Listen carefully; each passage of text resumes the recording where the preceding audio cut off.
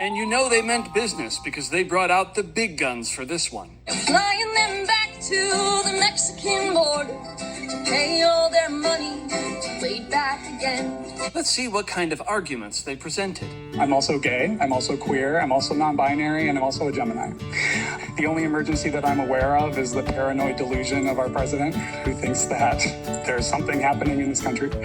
I urge you to deliver us from evil. Racial profiling is illegal and unethical. When they're writing the history books, I ask, how do you want to be remembered? As a culture, ICE doesn't belong in our streets. It belongs in our cocktails.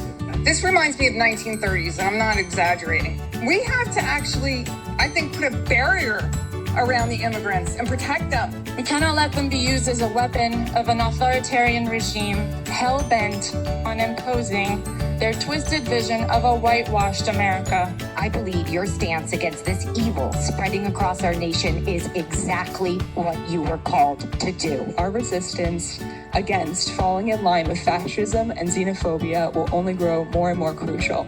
Begging you not to go full Nazi is a little bit cringe. I hope everyone knows what that word means. It means reprehensible. I do not want to be ashamed to be from Florida. I don't even tell people when I go to New York and LA that I live in Florida on the dating apps. They keep that off the dating apps. The President of the United States has made his racism and hatred against Haitian people abundantly clear.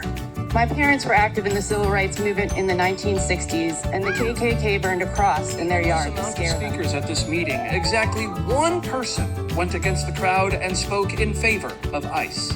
I came from Cuba in 1967 as a Cuban refugee.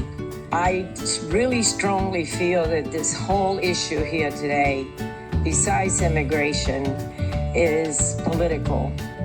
It's obvious by everybody speaking that they hate President Trump and that they hate Ron Desantis. That is the issue. Bill Clinton deported people. George Bush deported people. Barack Obama was called the deporter-in-chief.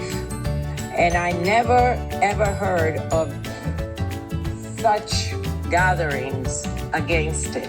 These are really good people with really good intentions, but I don't think any of them have lived the immigrant and the immigration issue. As an American, I'm here to protect my children and my grandchildren. And unfortunately, for the past 4 years, there's been a lot of people coming through America that we didn't know who they were. And today, yes, there's a lot of good people paying the consequences.